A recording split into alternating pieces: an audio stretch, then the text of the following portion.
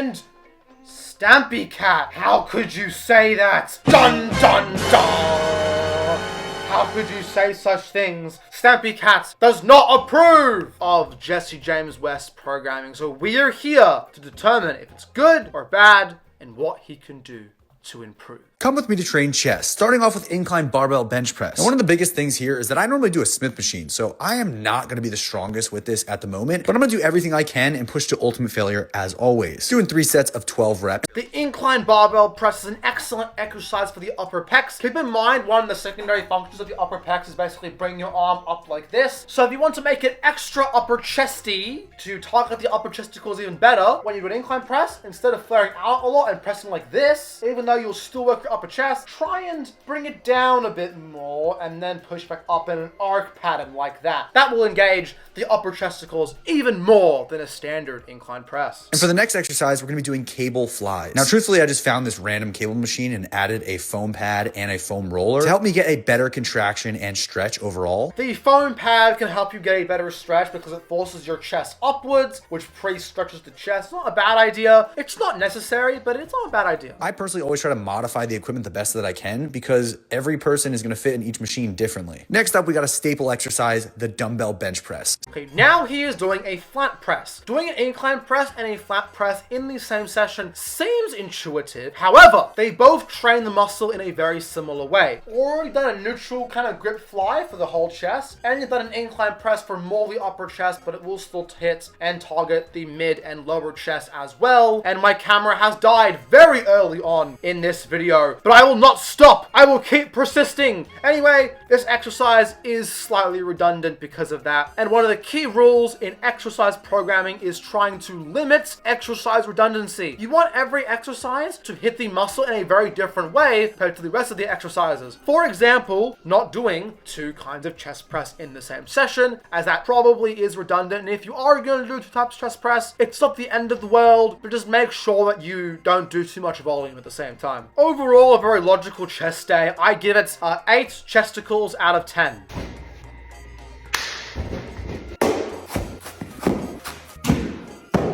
Him lifting in silence is kind of throwing me off here. Sometimes I lift in silence. Can't tell if that's cool or something to be worried about. Very weird in my opinion, because I'm not used to it. But I do approve getting in that mindset.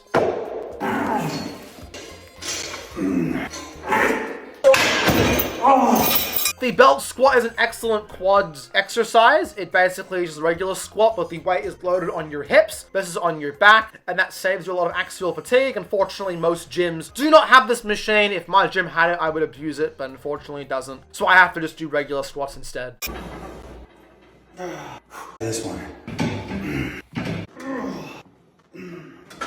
And the rest of the leg day is pretty solid by Jesse James West. Now let's check out his shoulder workout. Now, he posts the full workout in the caption, but first we're going to watch the video in its entirety. Then we're going to check out the full caption and see if it's good or bad or ugly. This is how you grow massive shoulders in the gym. Start off by doing 3 sets of lateral raises. As you raise the weight up, try to keep your thumbs facing the ground to feel it more in your side delts. Lateral raises are a very good choice to start your shoulder day. Typically, I like to start with my big shoulder pressing compound lifts, but there's nothing wrong with starting off with some lateral raises. Keep in mind the first exercise you do is going to be the one that causes the most growth versus the last exercise because you have less overall fatigue and you're going into that session fresh and fit. So keep in mind, if you're trying to prioritize certain muscles over others, train them first in your workout because training a muscle first will grow it much more than if you train it last. If the dumbbells don't feel as good, these can also be done on a machine. Both of these exercises are very good. I would probably give a slight edging to the machine because it, just for lack of better words, is to load up in my opinion, but both exercises are amazing. Next, we have rear delt flies. These can be done with 1 arm at a time on a fly machine or both arms at a time on a cable machine. Lastly, we have 3 sets of dumbbell front raises. I prefer them seated on an incline bench press, and I make the angle about 60 to 75 the front raise is a very degrees. This allows you to get a controversial deeper stretch. exercise. It is probably a waste of time for most people. You can do a shoulder press and hit more of the side delt and hit hit more of the triceps at the same time. But a front raise on its own isn't a bad exercise. I just think considering you already did lateral raises, doing front raises as well is a bit redundant, but it's perfectly fine. And my only real problem is for most of you don't do front raises. For him, it's fine. I think he's mentioned before that he thinks he has underdeveloped front delts. For most of you though, your compound pushing exercises will give you enough front delt stimulus, so there's no need to isolate them any further. And the workout's 9 sets long, which is perfectly fine for a single session. I would probably personally do slightly lower volume, but I still think this is a perfectly reasonable amount of volume to do in a single session. We will finish off this video with a full back end biceps day by Mr. West.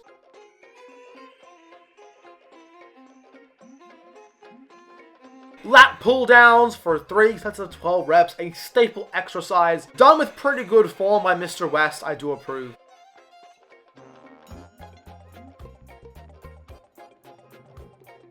Now we have single arm pull downs. I personally think these are a little bit redundant considering we just did lat pull downs, but I don't hate the exercise. But keep in mind, we're doing 9 sets already, but hopefully he stops here because he's already done 9 sets, which is a decent amount of volume in a single session. And I'm scared he might do 15 or 20 sets in a session, which assuming he's trained twice a week is definitely too much volume for most people. Okay, now we have the seated bar row. We're up to 12 sets. I'm very scared. Hopefully, this is his last exercise. Otherwise, I'm gonna be ticked. And of course, a quick plug to buy some of his programs. If you have money and you want to support bro, feel free to buy some programs. But I think 12 sets for a back session, I don't think it's ridiculously bad. Recently, a lot of people have been fear-mongering doing higher volumes. I personally think 12 sets, if you can recover from it, is perfectly fine. I would personally go lower. I do 6 sets per session of back or for biceps. Typically in a workout, I think my last back day I did about 7 sets in a session. So I would personally lower the volume. I think for most people, cut the volume in half, see if you can recover. If you're recovering perfectly fine, feel free to maybe add a set or 2 here and there, but he can clearly recover from it. It clearly works for him, so who am I to judge? And yes, I know he's bigger than me, but we're here for fun and to learn. So let's keep watching the rest of this workout with his bicep workout.